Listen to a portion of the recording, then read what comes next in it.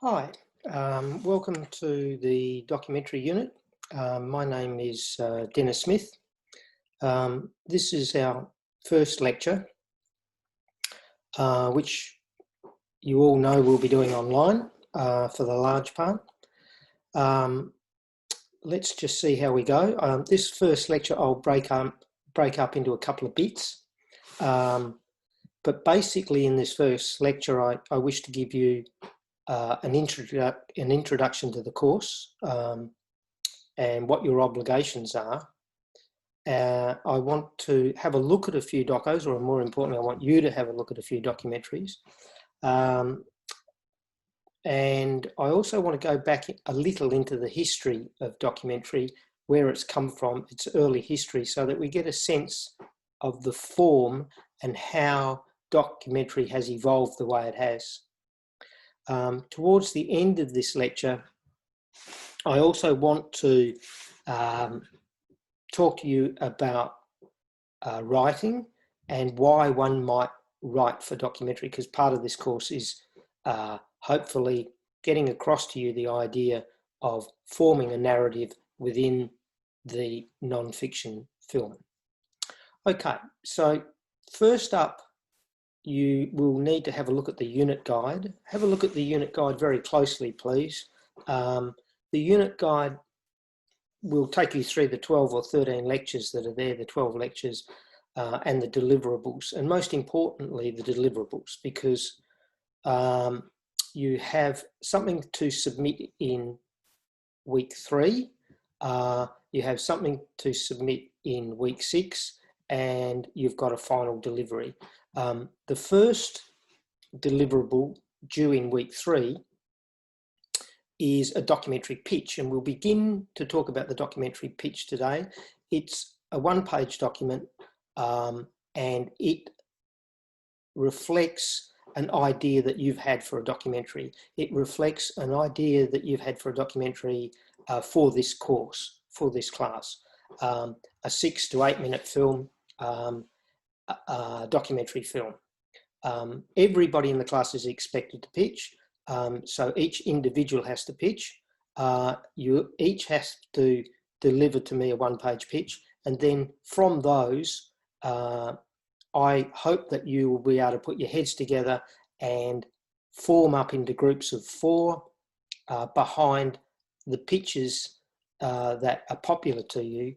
In other words, somebody in that group of 4 each talk about the ideas that you've already pitched and select one to turn into a film. Once you've formed a group of 4 around one of the ideas in your group, your next obligation by week 6 is a group effort. You need to write a treatment for that documentary, and a treatment describes how you want to work that film, how it's going to look, and what your ideas are aesthetically, creatively, in forming up that idea and turning it into a decent film. Finally, in week 13, you deliver as a group the final film, the completed film, which you shoot and edit together. So just contextualizing that, you've got a deliverable in week 3, which is for everybody, an individual project. Then you've got 2 group projects, one deliverable in week 6, which is a written piece of work, and week 13. So have a look at your unit guide, and that gives you a pretty good summary of what needs to be done, and then it'll also save you having to ask a great deal of questions, because all the answers are basically there. But of course, you're welcome to get in touch with me, email me, and ask questions. What you'll find in this unit is I'll try to do these little QuickTime clips. I will do those. I'll give you some teaching notes from each particular unit, and then we can correspond by email thereafter. And I'm going to try to get in some Zoom meetings as well on a weekly basis once I've got to that point. All right, so to start with, and all these things you can follow in your notes as I'm talking, I want to talk about the historical background of documentary and where it came from. And it stems from the very first evolution of the motion picture camera. And the story of documentary is very, very closely fixed to the invention of the motion picture camera from its very, very beginnings. But before we get to that point, I want to describe to you or introduce you to a man by the name of Edward Muybridge in the late 1870s, 1880s. And he was a photographer and took a lot of still photographs of animals in motion. And his work, and during the period of 3 years, he produced something like 100,000 images of animals in motion by using a series of cameras and the shutters going off one by one, and then putting those images together in a line. And you've probably seen these images. They're very popular amongst graphic artists. They end up on shopping bags and that sort of thing. Even despite their age, people still find them intriguing. And in their time, they were the first instance of humans being able to see motion broken down in that way, frame by frame. And it reflects a time when people, particularly in Europe, were getting very, very interested in science and the relationship between science and their daily lives. And in this particular case, the relationship between science and art. And so it's worth having a look at Muybridge's work. And again, you only have to look at these things for the sake of this course. I only want you to look at these things superficially. I don't want you to spend too much time on them. It's not important that you understand a great deal about them for the sake of this course. Just have a look at them, familiarise yourself for what they represent in the period of time in which they evolved. Similarly with the Lumiere brothers, who in the late 1890s and into the 1900s, the two Lumiere brothers made glass photographic plates in their factory, and they saw Edison's very, very, very primitive first motion picture camera, and they decided they could do better. And they fell upon the idea of using the mechanisms of a sewing machine, or the same sorts of mechanisms in a sewing machine, and sprocket holes, and so that they could pull a film through the camera. And these cameras were wooden, hand cranked, but they were able to produce them in some numbers. And when they realised, after having shot a film of the opening of their factory, or the factory, the workers leaving the factory doors, that was their first attempt. Once they started shooting more stuff, they realised there was a great audience for this. People wanted to see themselves. They wanted to see themselves in motion. They wanted a context of what was going on around the world, For the first time, they could get motion picture footage, moving images of the Holy Land or the Taj Mahal or New York or Beijing or Tokyo, all these places that they had read about but never ever seen. And so the Lumiere brothers trained up some young men with these cameras and sent them out to shoot films of these exotic places. And every place they turned up, including Melbourne for the Melbourne Cup in the mid-1890s, they would have an exhibition. They'd show their films, people would pay. And so the Lumiere brothers began to evolve this new form, which was about seeing exotic places, visiting exotic people, and observing the cultural and visual differences.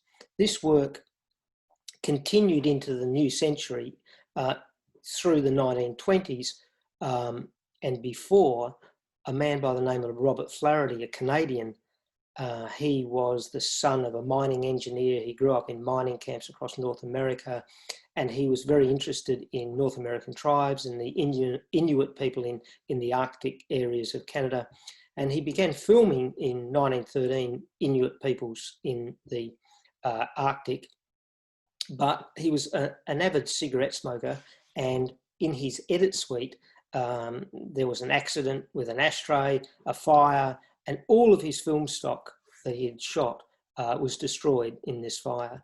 And he, rather than being completely devastated by this, he realised that the stuff that he was just simply pointing and shooting had no narrative, it didn't have any context. He wanted to put something else on top of these ethnographic films that he wanted to make.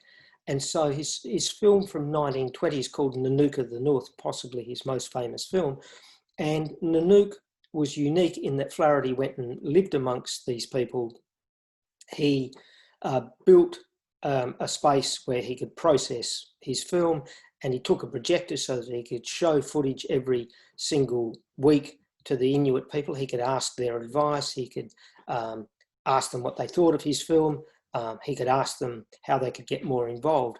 And very quickly he started to direct these people and even invent narrative for them. Oh, what can we do tomorrow? Let's do a seal hunt. Let's do a walrus hunt.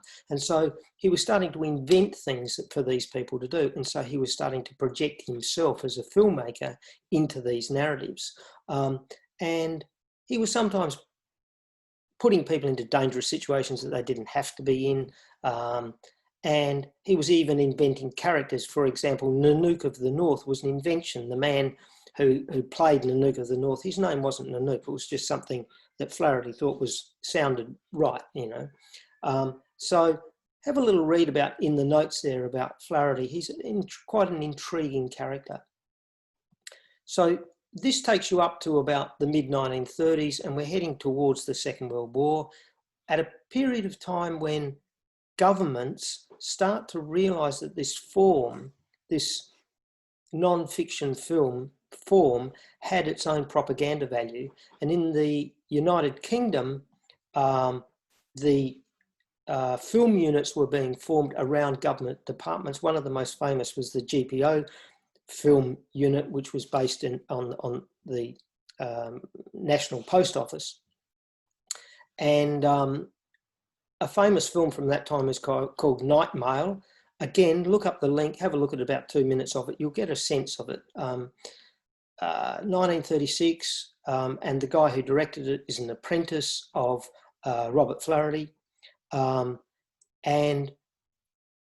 the head of that department was a guy by the name of John Grierson, who's considered to be one of the great fathers of contemporary documentary, and he was a propagandist for the British government.